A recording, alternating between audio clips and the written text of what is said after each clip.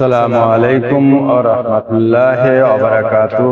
আলহামদুলিল্লাহ, সকল প্রশংসা মহান আল্লাহ রাব্বুল আলামিনের কাছে, যিনি আপনাকে আমাকে সৃষ্টি করেছেন।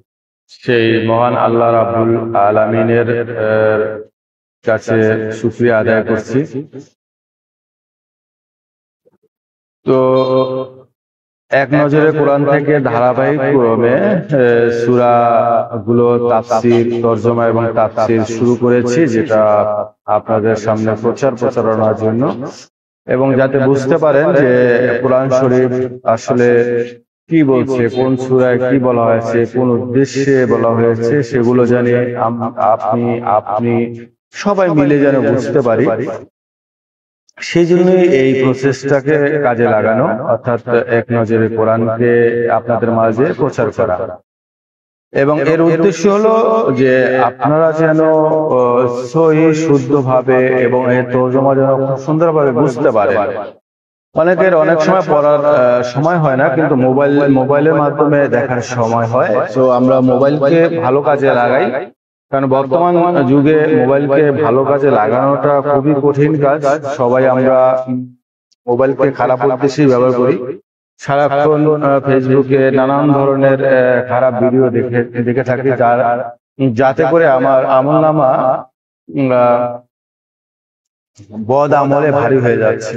সেই বদ আমল থেকে বাঁচার একটাই উপায় হলো যে আমরা যেন বেশি বেশি করে আল্লাহ এবং তার রাসূলের সুন্নাত, দেখানো যে সুন্নাত আছে সে অনুযায়ী যেন আমরা নিজেদেরকে আমল করতে পারি। সেই জন্যই এই প্রসেসটাকে কাজে লাগানো। চলুন কথা না বাড়িয়ে চলে যাই। আজকে সূরা ৩ নিয়ে আলোচনা করব। সূরা ৩-এ শুনে ধারাবাহিকতা, এটা নাজিলের ধারাবাহিকতা ২৮তম সূরা হিসেবে নাজিল হয়েছে, এবং এটা মাক্কি যুগে নাজিল হয়। মক্কায় এটা নাজিল হয়। এর আয়াত সংখ্যা হলো ৮, আর এইটা কোরআন শরীফের বিন্যাস অনুযায়ী এখন এটা ৯৫ সূরা হিসেবে প্রতিষ্ঠিত হয়েছে। ৯৫ সূরা হিসেবে এটা কোরআন শরীফে পাওয়া যাবে। নামের রহস্য তিন ডুমুর জাতীয় আর জাইতুন জলপাই জাতীয় এক ধরনের ফল। তিন এবং জৈতুন, তিন যে শুরু হয়েছে তিন দিয়ে, এটা হলো ডুমুর জাতীয় একটা ফলের নাম দিয়ে এই সূরাটি শুরু করা হয়েছে। সূরা শুরুতেই আল্লাহ তাআলা তিন, জৈতুন, সিনাই পর্বত ও নিরাপদ ভূমি শব্দগুলো দিয়ে কসম করেছেন। তাফসীরবিদদের মত হচ্ছে এর মাধ্যমে ইব্রাহিম আলাইহিস সালাম থেকে শুরু করে মূসা, ঈসা ও মুহাম্মদ সাল্লাল্লাহু আলাইহি ওয়াসাল্লাম সহ অসংখ্য নবী রাসূলদের প্রতি ইঙ্গিত করে এই কসম করা হয়েছে। আর এই কসম যখন সূরার শুরুতেই কোনো কিছুর কসম করেন, তখন সূরার নাম হয় কসমের বিষয়টি ধরে। সেখান থেকেই এই সূরাটির নাম হয়েছে তিন। Major theme. এক নম্বরে হলো সর্বোত্তম বৈশিষ্ট্য দিয়ে মানুষ সৃষ্টি, কর্ম মানুষকে নিকৃষ্ট বানায়, উত্তম হবার উপায় ঈমান ও ভালো কাজ। ৩ নম্বরে হলো পরকাল সুনিশ্চিত আর অবাধ্যদের শাস্তি দেওয়ার জন্য আল্লাহই যথেষ্ট। সূরাটির শুরু এবং শেষে কি বলা হয়েছে? সূরাটির শুরুতে আল্লাহ তাআলা বলেছেন, আমি মানুষকে সর্বোত্তম গড়নে সৃষ্টি করেছি, আর সে এসে বলেছেন আমি সর্বোত্তম বিচারক। তার মানে তিনি বার্তা দিলেন, এরকম সুন্দর গড়নে সৃষ্টি করার পরও, মেধা, বিচক্ষণতা ও বুদ্ধিমত্তা দেওয়ার পরও সে আমার বাণী থেকে মুখ ফিরিয়ে নেবে, আর উপযুক্ত বিচারের জন্য আমি যথেষ্ট। শানে নজুল। নবীজির আমলে কিছু লোক বৃদ্ধ বয়সে পৌঁছেছিল। এক সময় বয়সের কারণে তারা যখন স্মৃতিশক্তি হারাতে বসলো, তখন লোকজন তাদের ব্যাপারে নবীজির কাছে জানতে চাইল। আল্লাহর রাসূল, এই বৃদ্ধ লোকগুলো তো আর আমল ইবাদত কিছুই করতে পারবে না, ঈমানের সাক্ষ্য দিতে পারবে না, এদের কি হবে? তখন সেই সব বয়স্ক লোকের জন্য শিথিলতার সুসংবাদ দিয়ে এই সূরাটি নাজিল হয়। সুসংবাদটি হলো, স্মৃতিশক্তি হারানোর আগে তারা যেন যে আমল করেছে তাদের প্রতিদান চালানো হবে সে অনুযায়ী। তরবারি তাবারি তাফসীর 24/508। সেগমেন্ট, প্রত্যেকটা সূরারই সেগমেন্ট আছে এবং সেগমেন্টকে 3 ভাগে ভাগ করা হয়েছে। প্রথম সেগমেন্টে বলা হয়েছে অতীতের নবী রাসূলদের ঘটনার দিকে ইঙ্গিত করা হয়েছে, যেন ওই সময়কার ঘটনাবলীর প্যাটার্ন বোঝার চেষ্টা করা হয়। অধিকাংশ মানুষই শুরুতে নবীদের বিরোধিতা করেছিল। 2 নম্বরে বলা হয়েছে আসলে মানুষ স্বভাবতই নিজ প্রকৃতির। ওহির জ্ঞান না থাকা অবস্থায় তার আর অন্য প্রাণীর মাঝে খুব একটা তফাৎ নেই। এই কারণেই শুরুতে দাওয়াত প্রত্যাখ্যান করে। 3 নম্বরে বলা হয়েছে কিন্তু এক সময় সে সত্যতা মেনে নেয়, ঈমান আনে এবং ভালো কাজ করে। এই কারণে ধারাবাহিকভাবে মেসেজিং চালিয়ে যেতে হবে। ফজিলত, রাসূল সাল্লাল্লাহু আলাইহি ওয়াসাল্লাম বলেন, তোমাদের মাঝে যে ব্যক্তি তিনে ওয়া জাইতুন পড়বে, তারপর সূরাটির শেষ আয়াতে পৌঁছাবে, মানে আল্লাহ কি সর্বোত্তম বিচারক নন, তিলাওয়াত করবে, সে যেন তখন এই বলে উত্তর দেয়, হ্যাঁ আমি এ ব্যাপারে সাক্ষ্য দিচ্ছি যে আমি সবচেয়ে উত্তম বিচারক। নবীজি নিজেও সব সময় এমনটা করতেন। আবু দাউদ হাদিস নাম্বার 887। বারা ইবনে আজিজ রাদিয়াল্লাহু আনহু বলেন, এক সফরে আমি নবীজির সঙ্গে ছিলাম। এ সময় এশার নামাজের ওয়াক্ত হলো। তিনি এশার নামাজ পড়লেন আর 2 রাকাতের 1 রাকাতে তিনি সূরা 3 তিলাওয়াত করলেন। বুখারী হাদিস নাম্বার 767, মুসলিম শরীফ 464। কাজ এন্ড এফেক্ট, আমাদের দৈহিক গঠন সহ আল্লাহর অসংখ্য নিয়ামত নিয়ে ভেবে দেখলে আল্লাহর সম্মুখে বিনয় ও আত্মসমর্পণের গুরুত্ব উপলব্ধি করা যায়।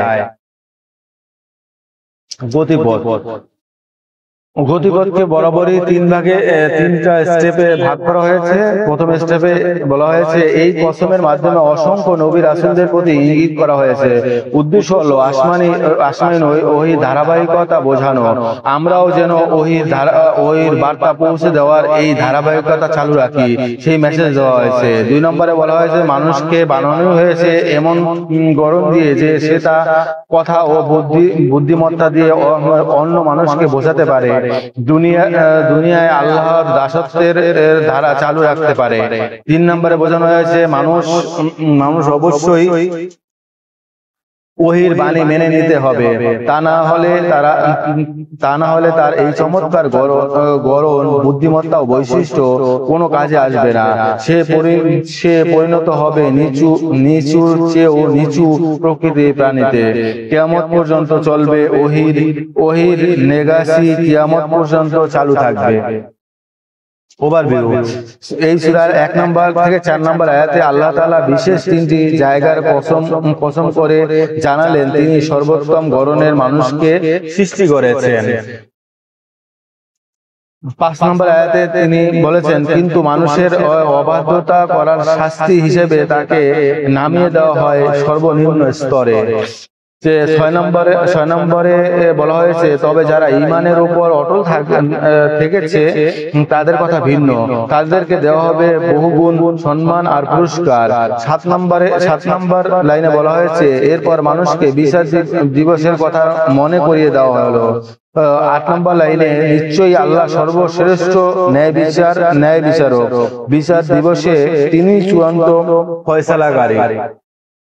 কেস স্টাডি, এই পুরো এটা ঘাটলে যেটা পাওয়া যায় কোরআনের অবগতির জায়গা আল্লাহ মানুষের গড়ন নিয়ে কথা বলেছেন। একটা বিষয় খেয়াল করবেন, ডাক্তারদের মধ্যে নাস্তিকতার প্রবণতা খুবই কম, কেননা একটা দেহের যে জটিল ফাংশন কারো সরাসরি নিয়ন্ত্রণ ছাড়া তা কোনোভাবেই সচল থাকা সম্ভব নয়। মানুষের সবচেয়ে গুরুত্বপূর্ণ অঙ্গ প্রত্যঙ্গ থাকে মাথা মাথায় আর বুকের ভেতর সামান্য আঘাতই এই অঙ্গ প্রত্যঙ্গের মারাত্মক ক্ষয়ক্ষতি হতে পারে। এ কারণে আল্লাহ তাআলা বুককে বানিয়ে দিলেন শক্তিশালী খাঁচার মতন, আর মস্তিষ্কের চারপাশে দিলেন লোহার মতোই শক্ত হাড়ের আবরণ। কেবল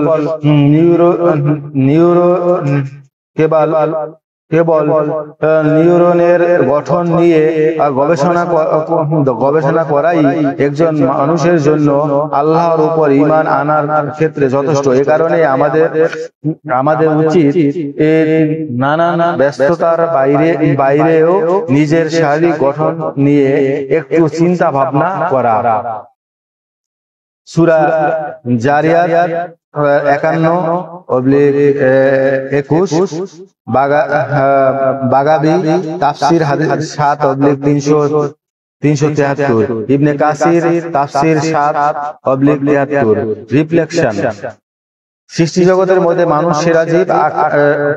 আকার, আকৃতি, বুদ্ধিমত্তা, অনুভূতি কিংবা অনুধাবন শক্তি সকল দিক দিয়েই বাকি যে কোনো প্রাণীর চেয়ে মানুষই এগিয়ে। সৃষ্টি হিসেবে মানুষের সর্বশ্রেষ্ঠ সৃষ্টি স্বীকৃতি দিলেন স্বয়ং স্রষ্টা। এই স্রষ্টার চতুর্থ আয়াতে তিনি ঘোষণা দিলেন, আমি মানুষকে সর্বোত্তম গঠনে সৃষ্টি করেছি। তবে মানুষ তার এই সর্বশ্রেষ্ঠকে সব সময় ধরে রাখতে পারে না। শুধু শ্রেষ্ঠত্ব যে হারায় তা নয়, বরং নিজেকে টেনে নামিয়ে ফেলে সৃষ্টির সর্বনিম্ন স্তরে। এই বিষয়ে আল্লাহ তাআলা জানাচ্ছেন, অতঃপর তাকে পরিণত করেছি নিচুদের মধ্যে সর্বনিম্ন শ্রেণীতে। অর্থাৎ মানুষ যখন আল্লাহর অবাধ্যতার লিপ্ত হয় তখন তার সেই সেরা জীব থাকে না। তবে অবাধ্যতা যখন বাড়তে থাকে, অবাধ্যতা যত বাড়তে থাকে ততই সে নিচের দিকে নামতে থাকে, সর্বনিম্ন শ্রেণীতে। তখন অন্যের হক নষ্ট করতে সে দ্বিধা করে না। মানুষের উপর হিংস্রতা চালানো তার কাছে স্বাভাবিক বিষয় বলে মনে হয়। তাই আল্লাহর আদেশ নির্দেশের ব্যাপারে সচেতন থাকতে হবে, সব সময় চোখ কান খোলা রাখতে হবে। আমার দ্বারা আল্লাহর কোনো অবাধ্যতার কাজ হয়ে যাচ্ছে না তো? এমনটা হলে মানুষকে মানুষত্বকে বিসর্জন দিয়ে পশুর চেয়েও নিকৃষ্ট হয়ে যেতে হবে।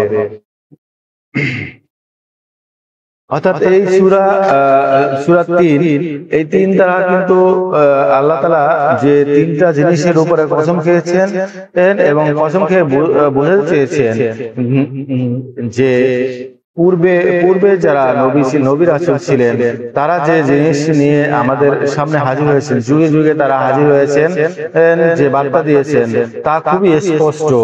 মানুষ যদি আল্লাহর ইবাদত বন্দেগী থেকে যদি না কাটিয়ে, মানুষের মেধা বুদ্ধি সবকিছু দিয়েছেন আল্লাহ তাআলা, তার সব ক্ষমতা দেওয়ার পরও সে যদি তার নিজের বুদ্ধিমত্তাকে কাজে লাগিয়ে আল্লাহর ইবাদত বন্দেগী কাজে না নিয়োজিত করে, যদি আল্লাহর ইবাদত বন্দেগী থেকে ভুলে গিয়ে নিজের স্বেচ্ছাচারিতাকে রূপান্তরিত করে, তাহলে সে পথভ্রষ্ট হয়ে যাবে এবং সর্বনিম্ন স্তরে, অর্থাৎ তার স্তর হবে সর্বনিম্ন স্তর, এবং সর্বনিম্ন স্তর হিসাবে তাকে প্রতিষ্ঠিত করা হবে। এবং সর্বনিম্ন স্তর হলো জাহান্নাম। সেই জাহান্নামের কঠিন শাস্তি তার জন্য কালকে আমাদের দিন ভোগ করতে হবে। কিয়ামত থেকেই কিন্তু জাহান্নামের শাস্তি ভোগ করতে হবে এরকম না, মৃত্যুর পর থেকেই কিন্তু শাস্তি ভোগ করতে হবে। তো আসুন আমরা সবাই জেনে বুঝে আমল করার চেষ্টা করি, নামাজ পড়ি, নামাজ অন্যকে পড়ার জন্য উৎসাহিত করি। সে পর্যন্ত বিদায়। আসসালামু আলাইকুম ওয়া রাহমাতুল্লাহি ওয়া বারাকাতুহু।